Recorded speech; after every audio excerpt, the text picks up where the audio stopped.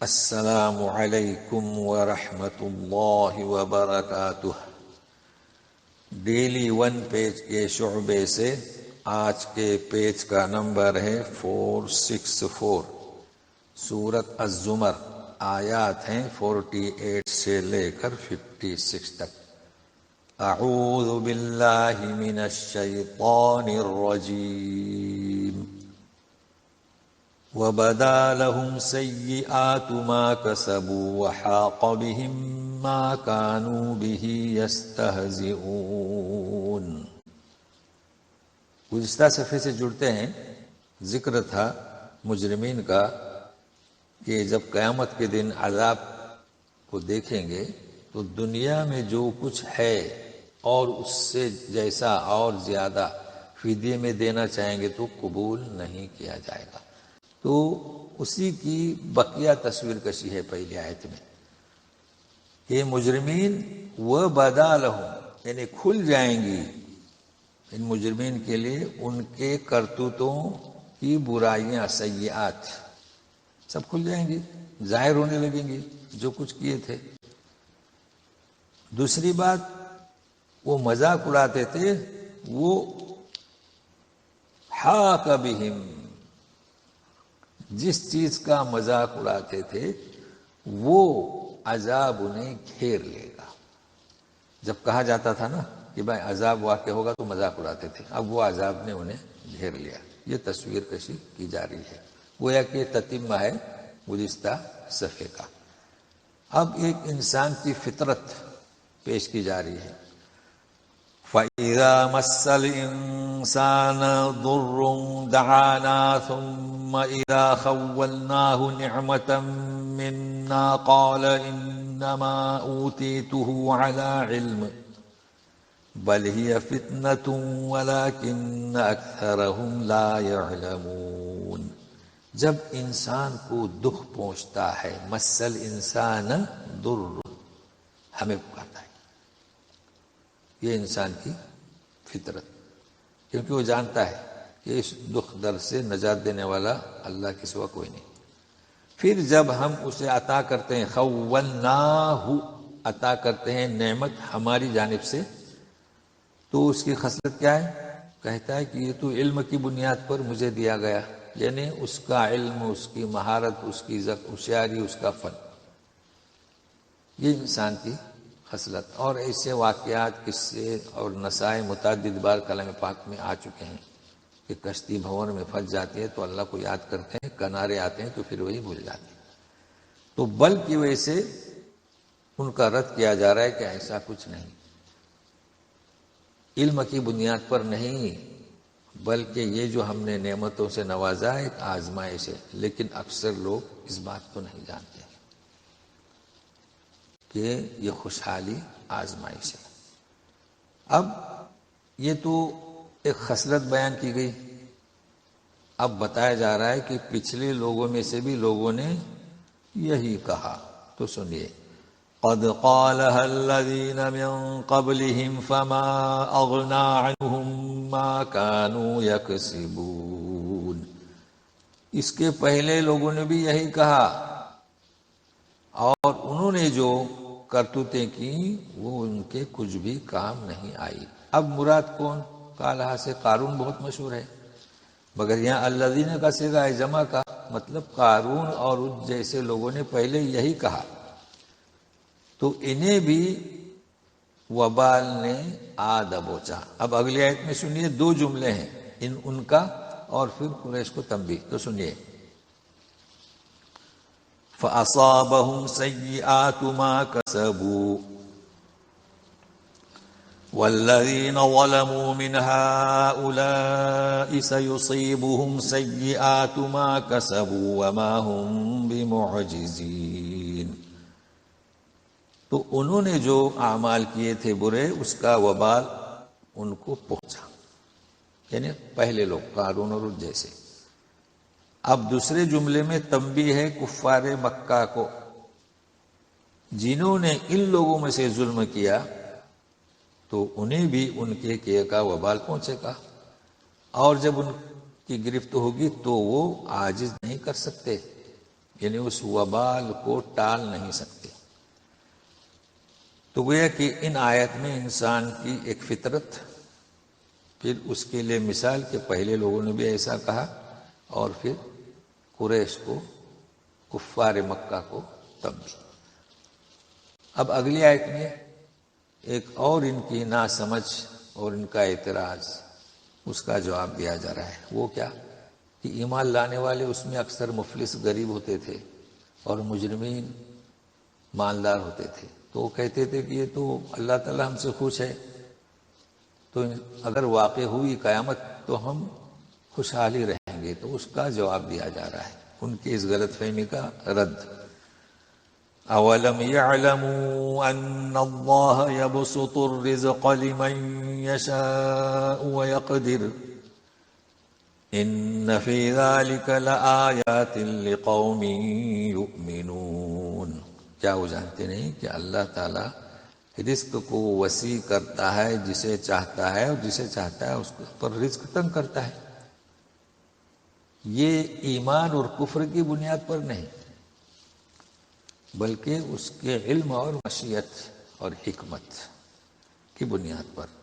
اور جیسے کہ اوپر ذکر ہوا ہے کہ یہ خوشحالی تو اس کے لیے آزمائش ہوتی ہے۔ تو اس میں نشانیاں ہیں ایسی قوم کے لیے جو ایمان لاتے ہیں۔ ظاہر ہے کہ ایمان لاتے ہیں وہی نشانیوں کو سمجھ سکتے ہیں، درس عبرت حاصل کر سکتے ہیں۔ اب اگلی آیت میں عموماً یا عبادی پکارا جا رہا ہے، میرے بندو، تو سارے بندے جو کفر شرک کر رہے ہیں وہ بھی، اور جو ظاہر ہے کہ مومنین وہ بھی، ہم بھی اللہ کے بندے ہیں۔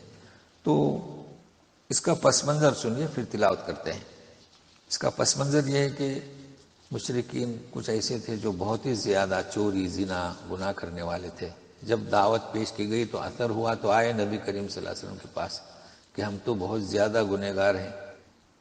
تو ان کے جواب میں کہ بھائی اللہ کی رحمت سے مایوس مت ہو جاؤ، تو سنیے گا یہ آیت۔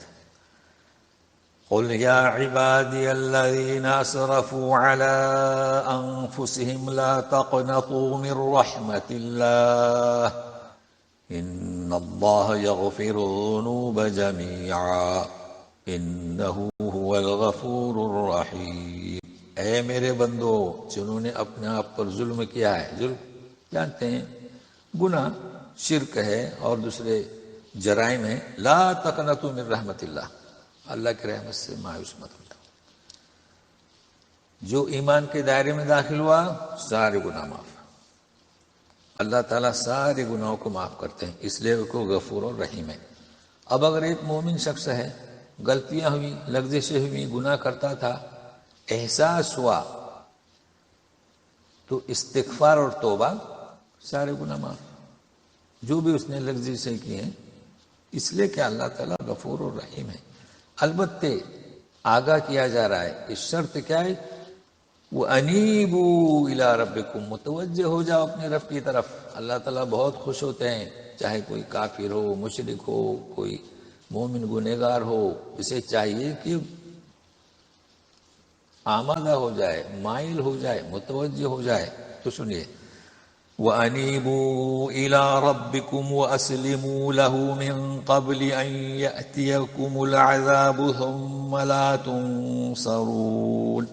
متوجہ ہو جا اپنے رب کی طرف، فرما بردار ہو جا اس کے، قبل اس کے کہ تم پر عذاب آئے، پھر تمہاری کوئی مدد نہیں کی جائے گی۔ یہ شرط ہے، کیونکہ جب انسان اللہ کی طرف متوجہ ہوتا ہے تو بہت خوش ہوتا ہے۔ اب اگلی آیت سنیے، وَاتَّبِعُوا أَحْسَنَ مَا أُنزِلَ إِلَيْكُم مِّن رَّبِّكُم مِّن قَبْلِ أَن يَأْتِيَكُمُ الْعَذَابُ بَغْتَةً وَأَنتُمْ لَا تَشْعُرُونَ۔ اس آیت کا ترجمے کو ذرا دھیان میں رکھیے گا، پیروی کیجیے اس بہترین باتوں کی جو تمہارے رب کی جانب سے تم پر اتارا گیا۔ تو کیا ترجمہ کریں گے؟ ایسا نہیں ترجمہ کرنا، پھر کباہت ہو جائے گی کہ جو اتارا گیا اس میں بہترین نہیں، جو اتارا گیا ہے وہ بہترین ہے، احسن الکلام ہے، جی احسن باتیں ہیں، بہترین باتیں ہیں، بہترین معنی ہے، بہترین مفہوم ہے، اس کی پیروی کیجیے جو تمہارے رب کی جانب سے ہے، قبل اس کے کہ عذاب تمہیں اچانک آ دبوچے، تمہیں اس کا احساس بھی نہ ہو، کیونکہ عذاب جب دبوچتا ہے تو احساس نہیں ہوتا ہے۔ تو یہاں ترجمے کا خیال رکھے گا، تو ایسی جگہ جہاں ترجمے میں لچک ہوتی ہے تو ہم اس کو واضح کیے دیتے ہیں۔ تو فرق ہوا نا کہ جو کتاب اتاری گئی اس میں سے بہترین نہیں، جو بہترین کتاب اتاری گئی ہے اس کی پیروی کریں۔ ان تقول نفس یا حسرتا علی ما فرطت فی جنب اللہ وان کنت لمن الساخرین۔ دیکھیے دوبارہ سنیے اس آیت کو، ان تقول نفس یا حسرتا علی ما فرطت فی جنب اللہ وان کنت لمن الساخرین۔ اس کے پہلے بھی ایک دفعہ گزر چکا ہے، فرطت، اصل میں ہے کیا، طا جو ہے موٹی ہے اور دو نقطے والی تا اس سے کمزور ہے، اس تو اس طرح ادغام نہیں ہوتا، البتہ اس کے عکس ادغام ہوتا ہے، جیسے وقالت، تا دو نقطے والی اور آگے طائفہ تو ادغام ہوتا ہے، وقالت سیدھا تا میں آ جائیے، یہاں ایسا قاعدہ نہیں، ایسا نہیں ہو سکتا۔